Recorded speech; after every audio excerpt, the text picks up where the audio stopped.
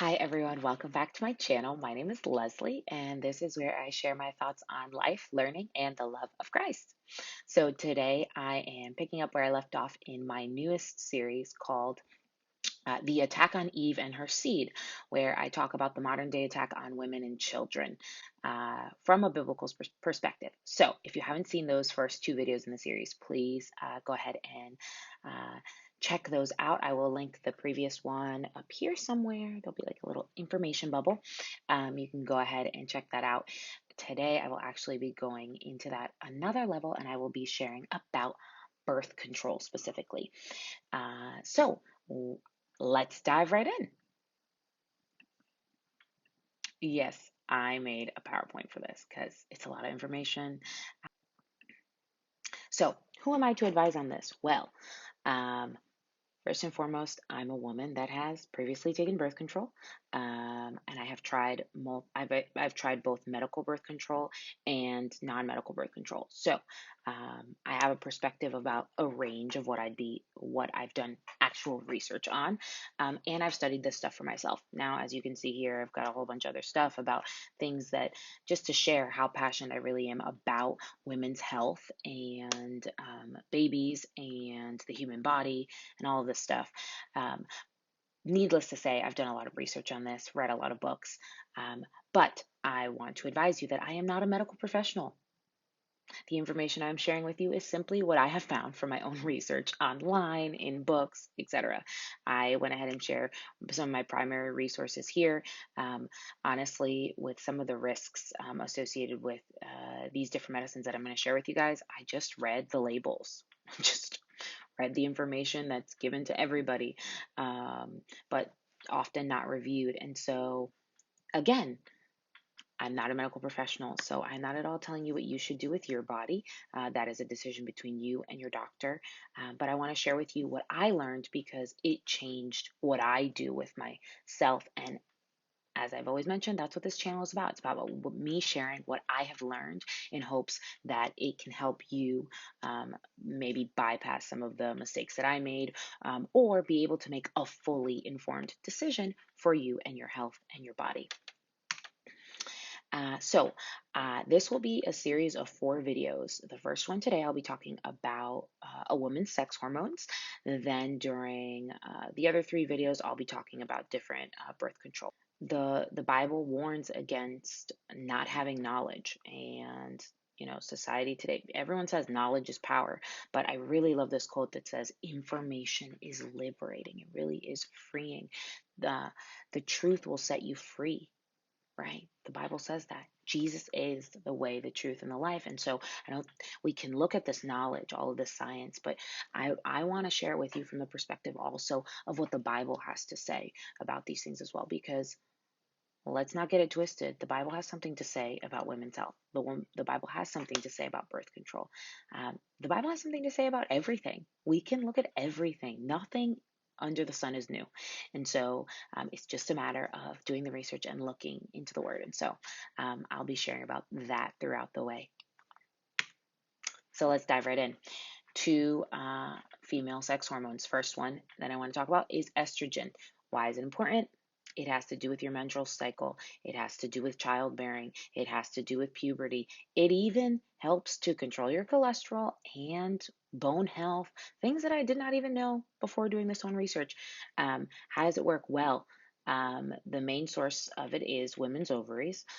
There are 3 different types of estrogen, but I want to focus on estriol, which is E3, and this is the main estrogen during pregnancy. The reason why we want to focus on this one is because obviously we're talking about birth control. This is the hormone that we are looking to kind of use in birth control in order to help control the body and prevent pregnancy. So that's the one we care about. How does it work? Well, in your menstrual cycle, your estrogen levels fluctuate. In the middle of your menstrual cycle, they are at their highest and they are at their lowest during during the beginning. Now, the beginning of your menstrual cycles actually starts with your menstruation, your period. So that's actually when estrogen is the lowest. Estrogen indicates fertility, and so it stimulates this E-type mucus, is what it's called. This is starts to be secreted 6 days before you ovulate. This is actually indicates your fertility. But I wanted to share with you guys what an excess of estrogen actually does to your body. These are just a couple of problems that can be caused by it. Why this is important is because when you take birth control, medical birth control, depending on which kind, some of them have estrogen in them, you can start to it causes an increase, an excess in estrogen. There are associated risks with that, such as weight gain. Everyone says, everyone who takes the pill, at least this was what happened to me when I started taking the pill. Everyone told me, okay, well, just know when you start, you will have weight gain. That's a normal part. Why? Because I'm taking extra estrogen into my body, and this is one of the problems that it can lead to, right? And so you will see that these things start to play even more of a role when we start looking at these individual hormonal birth controls. Um, Feeling depressed and anxious is one of the, I think when I was doing research, it was actually a potential risk for every single medical birth control that I found. It was depression and anxiety. Just awful, just awful. Second female sex hormone is progesterone. Now, progesterone helps to prepare the endometrium, which is the wall of the uterus, endometrium, for the potential of pregnancy right after ovulation. So it triggers the thickening of the walls. It prohibits muscle contraction so that if a fertilized egg does come down, it doesn't just release it, it'll have time to implant. So while the body is producing these high levels of this hormone, the body won't ovulate.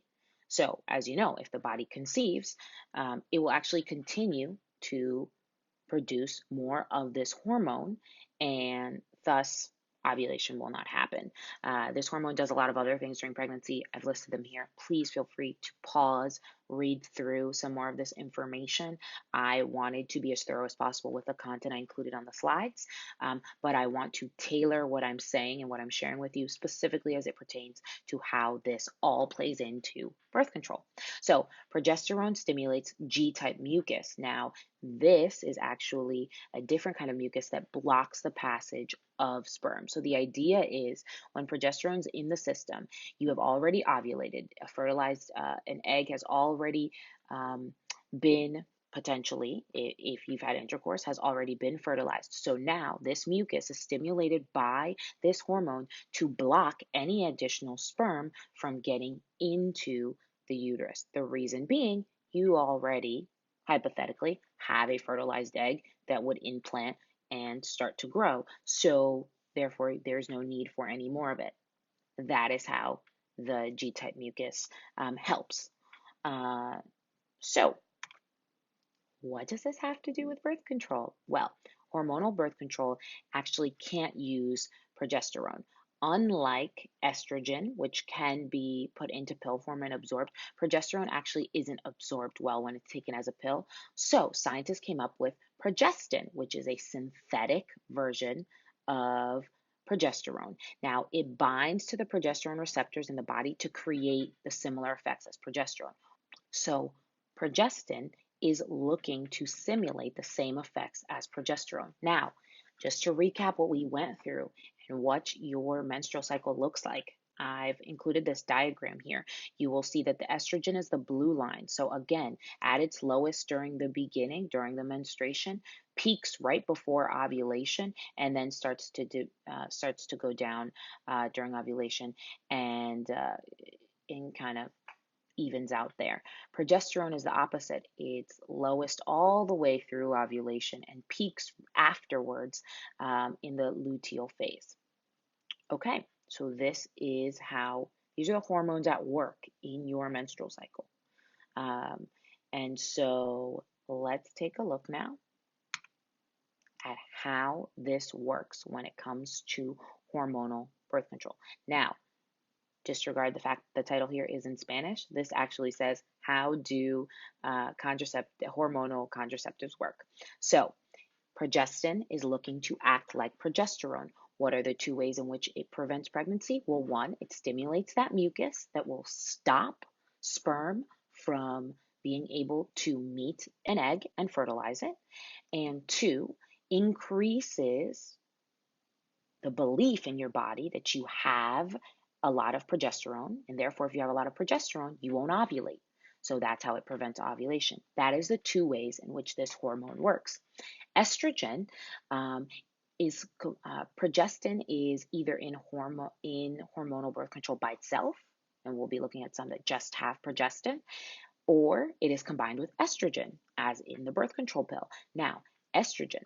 Um, Fun fact about estrogen, that actually used to be the one only thing in birth control, in the original birth control that used to be used. But such high levels of it actually caused so many risks associated with blood clots that people were having heart attacks and strokes and dying. So that is why progestin was introduced as another hormone to work with estrogen, to be able to lower the amount of estrogen that they were giving in birth control to make it something that wouldn't kill women. So, how does estrogen work? Well, it sends different messages to your brain that cause a couple of different things. One, stopping the pituitary gland from secreting the follicle stimulating hormone. Now, why would we want to stop the follicle stimulating hormone? Well, then fertility doesn't happen because, as we saw from this image, right, here's the follicle stimulating hormone. When does it peak? Right in the middle of ovulation, right in your most fertile times. So we want to stimulate that not to happen. Why? Because then we prevent ovulation. It wants to stop the production of the luteinizing hormone. What is the luteinizing hormone? That is what prepares the uterus for implantation of a fertilized egg. So when you think about the thickening of the lining of the uterus, why would you want to stop that? Well, you want to stop that so that if a fertilized egg does come down, if it doesn't work in preventing ovulation and you do have unprotected sex and the egg is fertilized, it won't have anywhere to attach to because the walls of the uterus will be thinned out. They won't be thick enough to allow the fertilized egg to implant and to grow. So, therefore, the fertilized egg will be released. Okay, so that is how these hormones work in hormonal birth control. Now, life begins at conception. I've made previous videos about this. I just want to say that that's the baseline that I'm starting with. That is the way that God views life. That is the way that I view life. And that is what science and the Bible backs up for me. That is when an egg is fertilized by a sperm. That's when life begins. Now, abortifacient medicine. What does abortifacient mean? It's actually a drug that prevents the implantation of a fertilized egg. So, in that way, like we just described, anything that is thinning out the walls of the uterus and essentially preventing a fertilized egg from being able to implant into the uterus is abortifacient. It's causing an abortion. You end up releasing the fertilized egg. Now, I consider a fertilized egg that has its own DNA, that is life. And so anything that is causing that life to just be released and not be able to grow and just be discarded, that is abortifacient. And so that is how some birth control methods are abortifacient. This is why the Catholic Church is anti hormonal contraceptives, because they cause abortions. And so if you didn't know how that worked previously or you thought it was crazy, I know I used to think it was crazy. I was like, what do you mean you don't support birth control? That's insane. This is why hormonal birth control causes abortions. Now, I'm not saying that if it stops ovulation, it's causing abortion, because if you don't ovulate, then no egg is released, and therefore no egg is fertilized, and therefore no new DNA is produced, no new life is created. That's not abortifacient. But if an egg is fertilized, and this is the way that birth control works, is that it's got two ways to try to prevent you from being pregnant. It will try to prevent ovulation from happening by either the egg not being released, convincing your body that it doesn't need to be releasing an egg because it's pregnant, or creating a mucus that stops the sperm from getting up to the egg so that if you do ovulate, it doesn't get fertilized. Or worse comes to worse, and you do actually get pregnant and there is a fertilized egg, it's just released. It doesn't have anywhere to attach to. So that's how that works. Now, these are the different methods that I said I'd be sharing. Obviously, as I mentioned, some work with two hormones, some only work with progestin, some are barrier methods, and some are natural methods. I'll be going through all of these. Now, I want to end with this because this is why this stuff is important. This was all prophesied about, guys. Everything that I'm sharing with you, all of these stuff, all of this information, I just found this off of hormones.org, basic study of the female body, how reproduction works, how the menstrual cycle works. Listen, the female body is amazing. It is amazing what we were created to do and how perfectly God designed it for all of these intricate little pieces to work together. But it's been twisted by society to tell us that we should want to be infertile. And Jesus warned about this when in Luke 23, women were crying, bewailed, lamenting him. And do you know what happened when he was going to crucifixion? And do you know what happened? Jesus turned to them and said, "Daughters of Jerusalem, do not weep for me. Weep not for me. Weep for yourselves and for your children. Because behold, the days are coming in which they shall say, Blessed are the barren, and the wombs that never bear, and the paps which never gave suck." And that day has arrived, and it is unfortunate we are there, but we are to guard ourselves with this information, with understanding. What is the agenda? Why is it that they tell 12-year-olds the moment they get their period that they should get on birth control? Why? Because birth control does one of two things: make you infertile by not ovulating, or help you to abort your child before it has a chance to implant by thinning out the linings, by making your body do what it's not supposed to do.